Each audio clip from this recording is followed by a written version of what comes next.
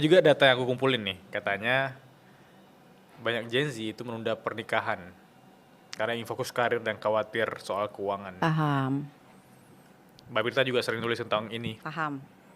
Ada pendapat atau ilmu baru yang ingin kita pelajarin nggak? Soalnya aku tadi ketika ada 4 step tadi, Mm-mm, itu di nomor 3 ketika dana pendidikan anak, ada mm-mm. juga orang memilih untuk tidak punya anak. Paham, paham. Gimana menurut Mbak Birta? Oke, kita nggak bisa pungkiri bahwa di Indonesia memang biaya pendidikan itu adalah satu aspek yang cukup challenging, if not berat, challenging Yep. for so many people. Oke, however, aku kan juga dosen ya. Yep. Aku melihat bahwa sekarang sebenarnya the options to get education itu banyak. Oke, nah pertanyaannya adalah kita sebagai orang tua nyiapin bekal buat anak kita sejauh mana?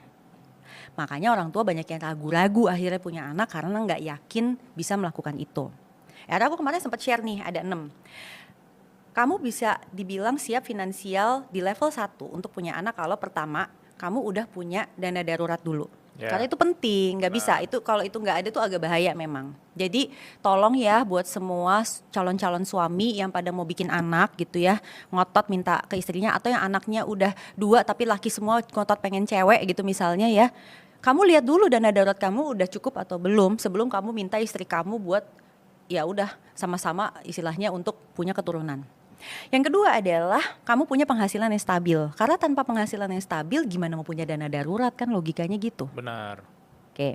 Yang ketiga, kamu harus bisa bayar premi asuransi kesehatan minimal BPJS.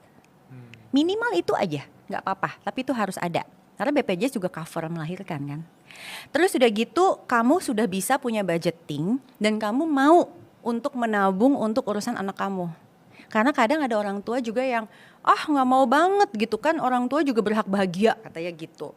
Jadi nggak semuanya tentang anak, paham, tapi once kamu berani punya anak itu amanah. Kamu harus mau tuh nabung buat itu. Yang kelima, kamu harus bisa punya gaya hidup sederhana. Emang mau nggak mau begitu sih. Jadi sederhana itu artinya kalau kemampuan kita di sini, kita hidupnya tuh di sini. Bukan berarti kita juga jadi kayak frugal banget, belum tentu sih, tapi lebih sederhana aja. Dan yang terakhir, kamu bisa korbanin gaya hidup demi prioritas keluarga. Ini yang biasa orang tua berat. Itu yang berat, benar. Itu yang berat. Nah, 6 ini kalau jadi checklist kita, I think banyak sebenarnya Gen Z yang sudah siap punya anak. Gitu. Karena bebannya itu kan sebenarnya di gengsi orang tua itu juga penting ya. Benar. Kayak gini, masukin anak di sekolah SD yang kayak gini,